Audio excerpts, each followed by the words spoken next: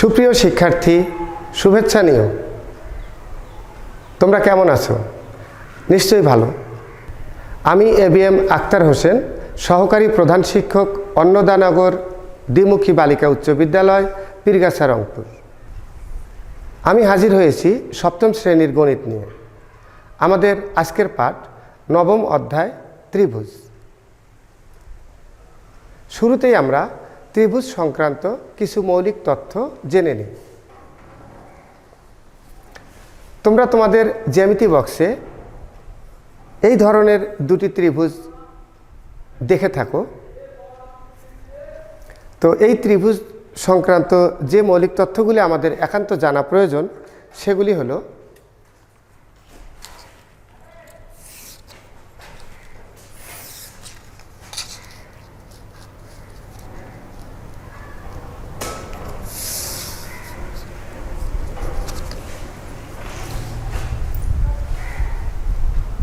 তিনটি রেখাংশ দ্বারা আবদ্ধ ক্ষেত্রের সীমারেখাকেই ত্রিভুজ বলে। আমরা আরও জানি এই রেখাংশগুলির প্রত্যেকটিকে ত্রিভুজের বাহু বলা হয়। দুইটি বাহুর সাধারণ বিন্দুকে ত্রিভুজের শীর্ষবিন্দু বলা হয়। এই চিত্রে ত্রিভুজের তিনটি শীর্ষবিন্দু বিদ্যমান। রেখাংশ দুইটি সাধারণ বিন্দুতে যে কোণ তৈরি করে তাকে ত্রিভুজের কোণ বলে। চিত্রে এটি একটি কোণ। প্রত্যেকটি ত্রিভুজের তিনটি শীর্ষবিন্দু এবং তিনটি কোণ রয়েছে। আমরা আরও জানি বাহুভেদে ত্রিভুজ তিন প্রকার।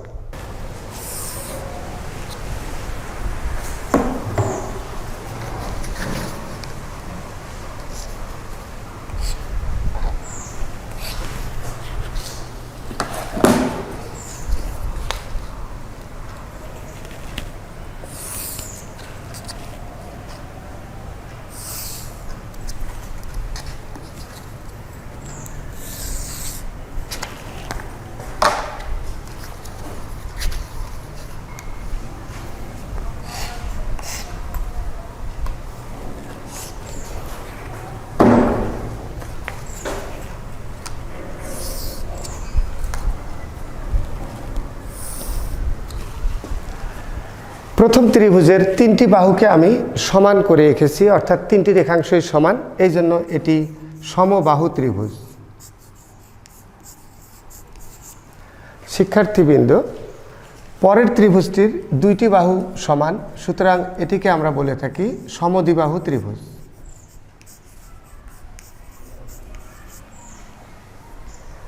এছাড়াও বাহুভেদে আরও এক প্রকার ত্রিভুজ আছে, যে ত্রিভুজের তিনটি বাহু তিন রকম দৈর্ঘ্যের, সেটিকে আমরা বলে থাকি বিষমবাহু ত্রিভুজ।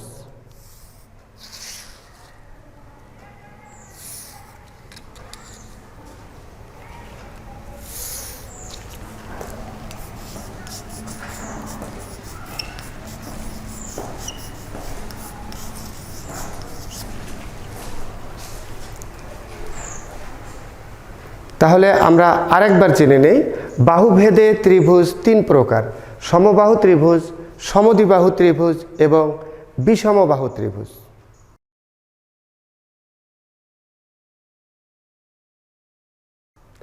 এবারে আমরা লক্ষ্য করব কোণ ভেদেও ত্রিভুজ তিন প্রকার। তাহলে চলো দেখি কোণ ভেদে ত্রিভুজ তিন প্রকার কি কি।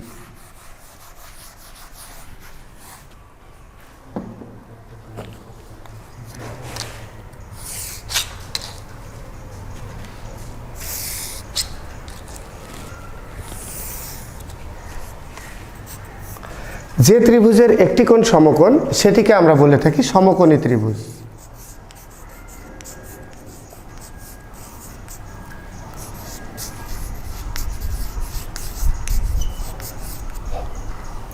আবার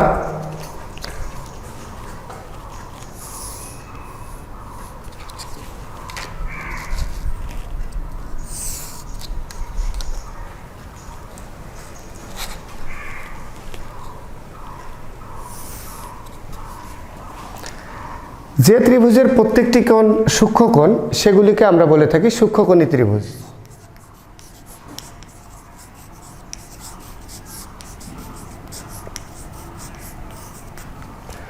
একইভাবে অপর আরেকটি ত্রিভুজ হল স্থূলকোণী ত্রিভুজ, অর্থাৎ যে ত্রিভুজের একটি কোণ স্থূলকোণ তাকে আমরা বলে থাকি স্থূলকোণী ত্রিভুজ।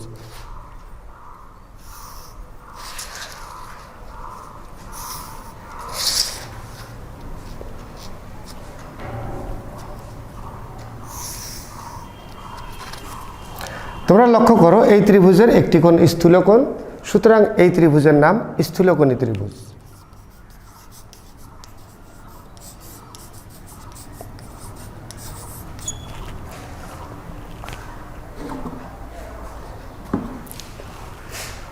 প্রিয় শিক্ষার্থী, আমরা জানি ত্রিভুজের তিনটি বাহুর সমষ্টিকেই ত্রিভুজের পরিসীমা বলে। চলো দেখি ত্রিভুজের পরিসীমা কেমন।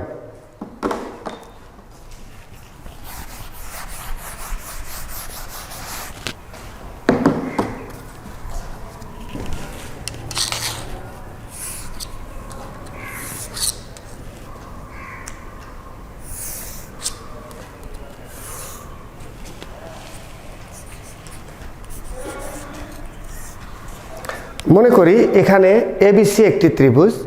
এবিসি ত্রিভুজের তিনটি বাহু যথাক্রমে এবি, এসি এবং বিসি। তাহলে তিনটি বাহুর রেখাংশের দৈর্ঘ্যকে একত্রিত করলে আমরা পরিসীমা বের করতে পারি। এখানে আমি একটি রেখাংশ এঁকে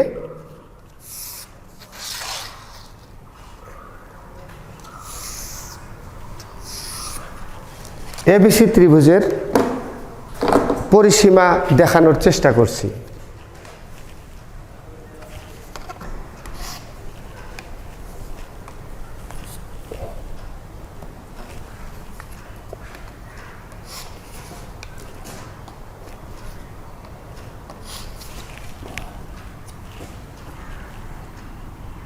অর্থাৎ এবি যদি এক্স হয়, এসি ওয়াই এবং বিসি যদি জেড হয়, তাহলে এক্স ওয়াই জেড, অর্থাৎ এখানে পিকিউ রেখাংশটি এক্স ওয়াই এবং জেডের সমন্বয়ে অর্থাৎ মোট দৈর্ঘ্য একত্রিত করলে আমরা এখানে পিকিউ রেখাংশটি পাই। সুতরাং এবিসি ত্রিভুজের পরিসীমা হচ্ছে পিকিউ, যেখানে পিকিউ সমান X plus Y plus Z. প্রিয় শিক্ষার্থী, আমরা এখন ত্রিভুজের মধ্যমা ও উচ্চতা সম্পর্কে ধারণা লাভ করব। চলো জেনে নেই ত্রিভুজের মধ্যমা কি।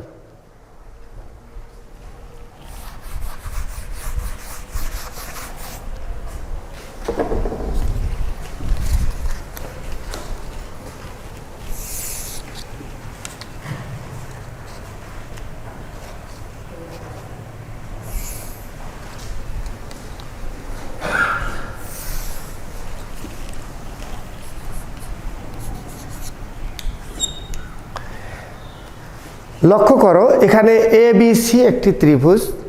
এই ত্রিভুজের শীর্ষবিন্দু এ এর বিপরীত বাহু বিসি। তাহলে বিসি বাহুর মধ্যবিন্দু আমরা মনে করি ডি। এখন এ থেকে ডি পর্যন্ত যে দৈর্ঘ্য রেখাংশটি আমরা অঙ্কন করলাম, এটি হলো এবিসি ত্রিভুজের মধ্যমা। অর্থাৎ মধ্যমাকে আমরা সংজ্ঞায়িত করলে পাই ত্রিভুজের শীর্ষবিন্দু থেকে বিপরীত বাহুর মধ্যবিন্দু পর্যন্ত দৈর্ঘ্যকে বলা হয় ত্রিভুজের মধ্যমা। আমরা অপর আরেকটি চিত্র লক্ষ্য করি।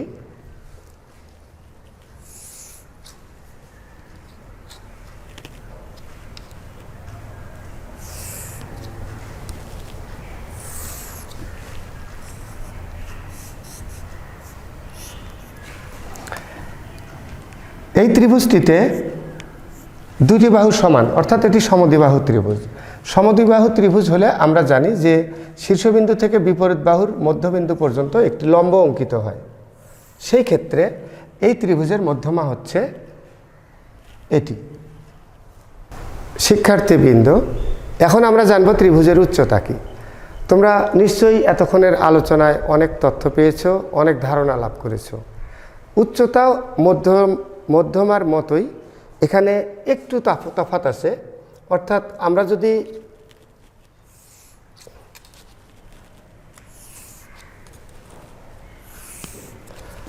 আমরা যদি সমকোণী ত্রিভুজের কথা মনে করি, তাহলে দেখো সমকোণী ত্রিভুজে এই বাহুটিকেই বলা হয়ে থাকে ত্রিভুজের উচ্চতা। অর্থাৎ সমকোণ সংলগ্ন যে লম্ব সেটিকেই বলা হয় উচ্চতা। আবার অপর ক্ষেত্রে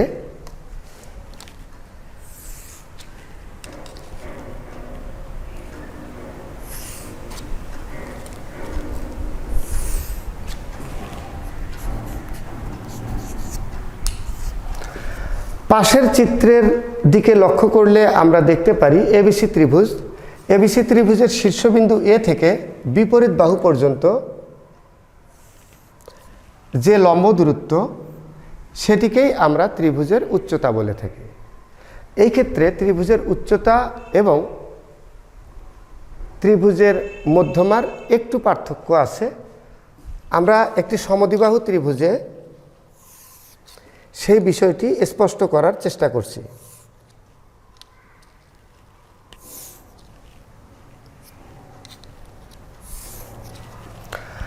মনে করি PQR এটি একটি সমদ্বিবাহু ত্রিভুজ। এই সমদ্বিবাহু ত্রিভুজের ক্ষেত্রে আমরা মধ্যমার সংজ্ঞা লক্ষ্য করলে দেখতে পারি ত্রিভুজের শীর্ষবিন্দু থেকে বিপরীত বাহুর মধ্যবিন্দু পর্যন্ত যে রেখাংশ সেটি হচ্ছে ত্রিভুজের মধ্যমা।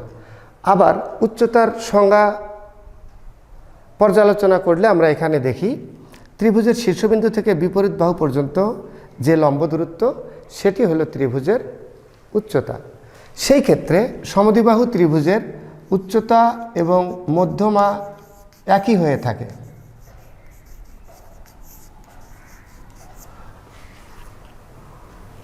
এতক্ষণ আমরা ত্রিভুজের মধ্যমা এবং উচ্চতা সম্পর্কে জানলাম। আশা করি তোমরা বুঝতে পেরেছো। এখন তোমরা বাসায় তোমাদের পাঠ্য বইয়ের পৃষ্ঠা নম্বর 126 এবং 27 এই সংক্রান্ত বিস্তারিত লেখা আছে, তোমরা নিশ্চয়ই পড়বে। প্রিয় শিক্ষার্থী, আমরা এখন ত্রিভুজের বহিস্থ কোণ এবং অন্তঃস্থ কোণ সম্পর্কে জানব।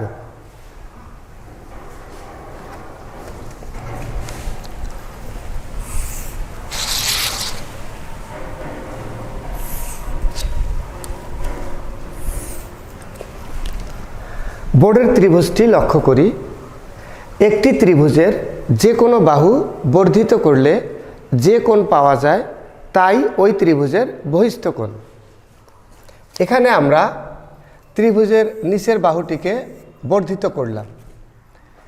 এই বর্ধিত অংশে যে কোণটি উৎপন্ন হলো এটি এই ত্রিভুজের বহিস্থ কোণ। আমরা আরও দুটি চিত্র লক্ষ্য করি।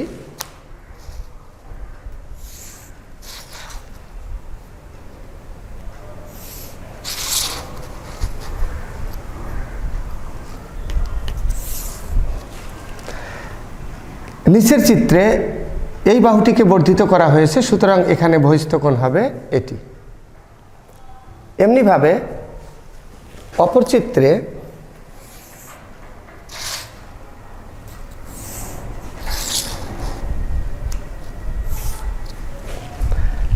এই বাহুটিকে বর্ধিত করা হয়েছে, সুতরাং এখানে ত্রিভুজের বহিস্থ কোণ এটি। অর্থাৎ একটি ত্রিভুজের যে কোনো বাহুকে যে কোনো দিকে বর্ধিত করলে ত্রিভুজ সংলগ্ন যে কোণটি উৎপন্ন হয় সেটি ত্রিভুজের বহিস্থ কোণ। এখন আমরা অন্তঃস্থ কোণ সম্পর্কে জানব। ত্রিভুজের বহিস্থ কোণ সংলগ্ন যে সন্নিহিত কোণ, এই সন্নিহিত কোণ বাদে অপর দুইটি বিপরীত অন্তঃস্থ কোণ রয়েছে। তাহলে ত্রিভুজের বহিস্থ কোণ সংলগ্ন সন্নিহিত কোণ বাদে অপর দুইটি কোণকে ত্রিভুজের বিপরীত অন্তঃস্থ কোণ বলা হয়। এমনিভাবে এই ত্রিভুজে এটি বহিস্থ কোণ, বহিস্থ কোণের সন্নিহিত কোণ বাদ দিয়ে যে দুটি কোণ থাকবে সেই দুটি কোণকেই বলা হয় বিপরীত অন্তস্থ কোণ। একইভাবে আমরা এই চিত্রেও লক্ষ্য করি, সন্নিহিত কোণটি বাদ দিয়ে যে দুটি কোণ থাকবে সেটিকে বলা হবে বিপরীত অন্তস্থ কোণ। এখন আমরা নাম দিয়ে এই কোণগুলিকে দেখার চেষ্টা করি। এখানে এই চিত্রে আমরা ধরে নেই এটি এবিসি একটি ত্রিভুজ এবং এটিকে ডি পর্যন্ত বর্ধিত করা হলো। তাহলে ত্রিভুজ এবিসি এর বহিস্থ কোণ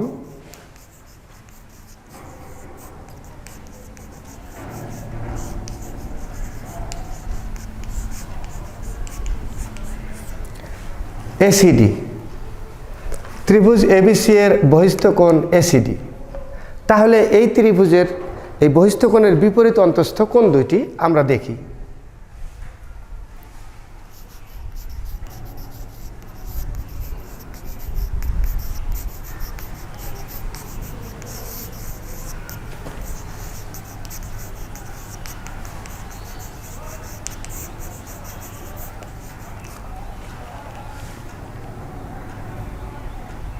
বিএসি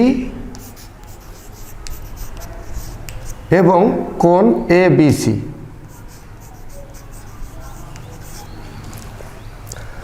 অর্থাৎ এখানে এবিসি ত্রিভুজের বহিস্থ কোণ এসিডি, এসিডি এর বিপরীত অন্তস্থ কোণ বিএসি এবং এবিসি।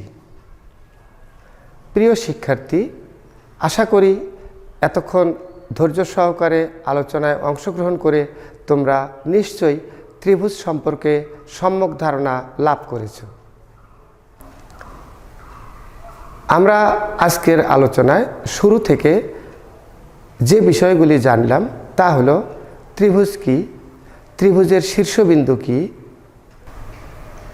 বাহুভেদে ত্রিভুজ কত প্রকার, কোণ ভেদে ত্রিভুজ কত প্রকার, ত্রিভুজের পরিসীমা কি, সর্বোপরি আমরা জানলাম ত্রিভুজের অন্তস্থ কোণ এবং বহিস্থ কোণ। ত্রিভুজ সংক্রান্ত এই সংজ্ঞাগুলি চিত্রসহ তোমরা খাতায় লিখবে এবং স্কুল খোলার পরে তোমাদের শিক্ষকবৃন্দকে বাড়ির কাজ হিসেবে দেখাবে। এই কাজগুলি ধারাবাহিক মূল্যায়নের অংশ হিসাবে মূল্যায়িত হবে। আজকের আলোচনা তোমরা পুনরায় দেখতে চাইলে অথবা কোনো মতামত দিতে চাইলে কিশোর বাতায়নের ওয়েবসাইট ভিজিট করো।